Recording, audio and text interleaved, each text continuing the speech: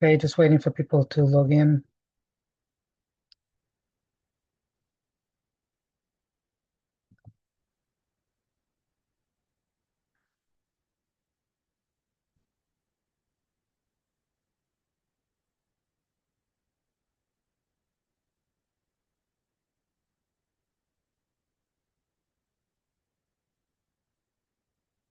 Okay. Um, must be summer. Um, okay. I was expecting a few more people. Um,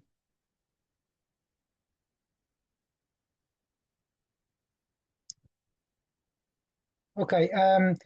So I'll just kind of start off and see how it goes. Um, a question that comes up to me of late quite a bit is about how to think about rebalancing the portfolio. Um, there are times when certain stocks have rallied up quite a lot.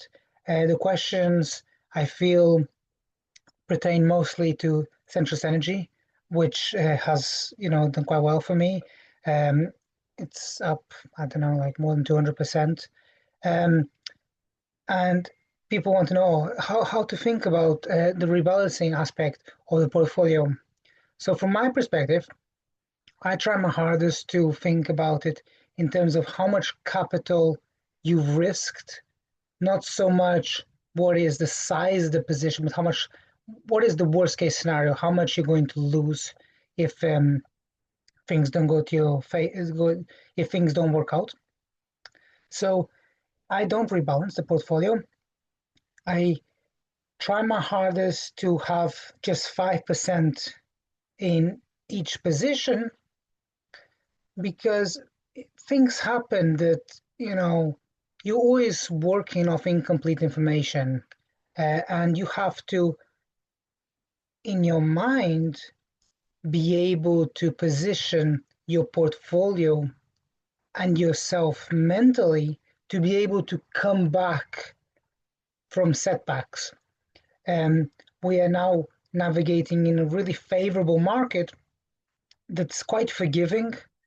Um, and it's difficult for me to put across just how favorable the market is right now. But if you rewind the clock 3 months ago, it was brutal. It was a really brutal period. And at the time, I didn't expect things to bounce back as quickly as they did. I think, you know, that took pretty much everybody by storm. Um, what I did feel at the time was that, at least to me, I felt it was quite evident that the pace that the stocks were selling off was slowing down. It was like the market had stopped throwing up. So I'm not in the business of trying to time the market, but I could tell from the signals that it was just slowing down the pace the stocks was dropping. It was at first it's kind of like dropping 15, 12%, and then it kind of started going to, let's say, 9 or 10%, and then it was kind of getting to, let's say, days where the portfolio was just down like 5%.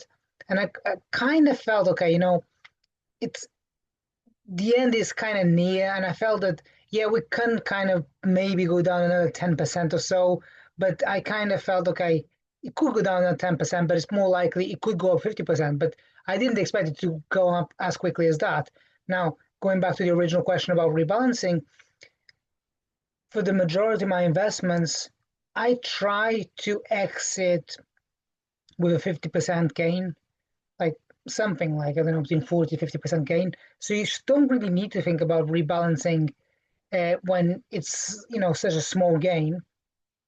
Um, but you do have to think before you invest. If, for example, if that stock is quite close to my price target, I will most likely exit that position soon. So a few people ask me if it makes sense now to buy into Astera Labs, and I said, listen, I will hold this investment into the earnings report, but I don't recommend buying into this position right now. Um, I'm taking the risk. I'm taking a lot of risk of holding a gain that's come about quite quickly.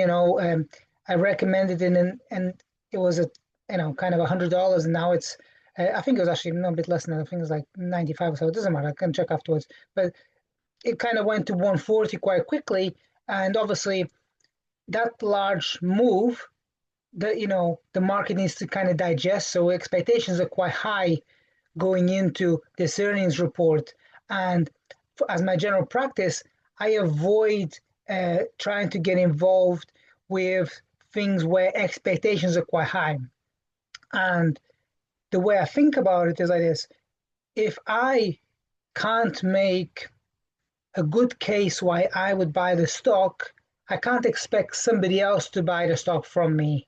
So that keeps me disciplined in the way that I will try. If I can't make a pitch for why this makes sense, whether it's Hims and Hers or Supermicro, whatever, if I can't make a pitch why I would buy it today, then I need to go, because there's always somebody on the other side of that trade, and you need to think about who you're going to sell your position to in the future.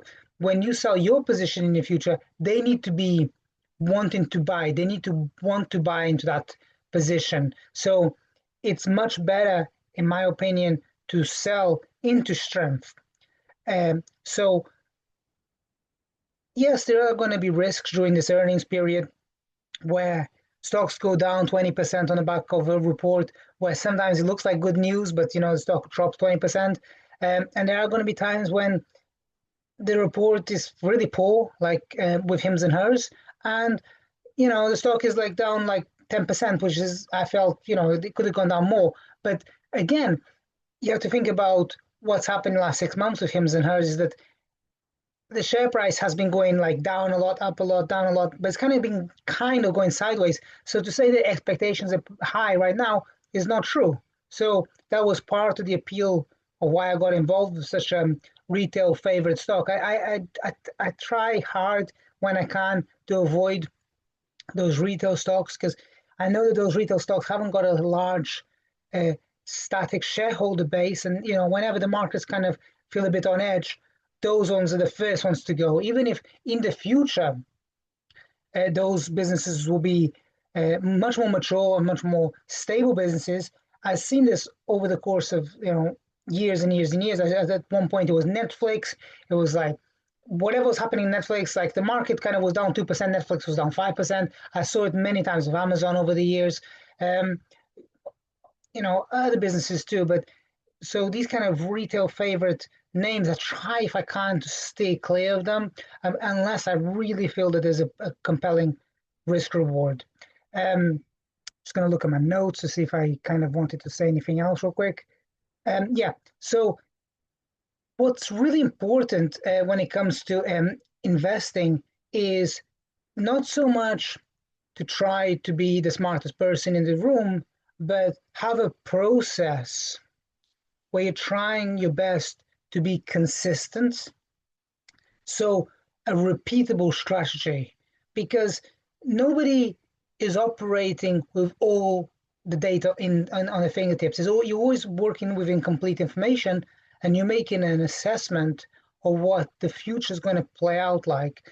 And often you can even be right on the outlook, but the share price just doesn't go that way. So you need to come to this process, understanding that you're working with incomplete data, and you have to try your best to leave a reasonable margin of safety.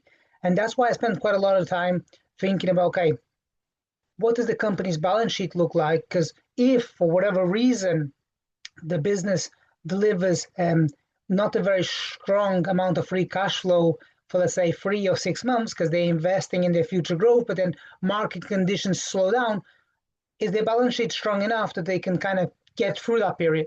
And for a good example here that reported last night is Hims and Hers, that the balance sheet has more than $1 billion of cash, and that allowed them this quarter to not report very strong free cash flow. And that's obviously a blemish in the short term. Obviously, they're still growing at a very rapid rate, so their investments in their operations are clearly paying out very strong rewards and very strong returns, but you need a balance sheet that can support that. That's why I spend a lot of time thinking about the company's balance sheet. Um, yeah, that's kind of what I wanted to talk about. I'm going to open up some Q&A. Maybe some people want to ask some questions. Um, right now, it's earnings season, and there's a lot of excitement in the market. So maybe you want to ask me some question or something.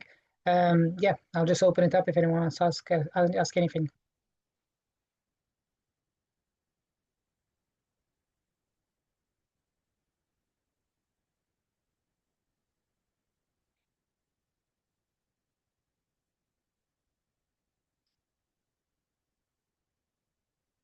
Nobody?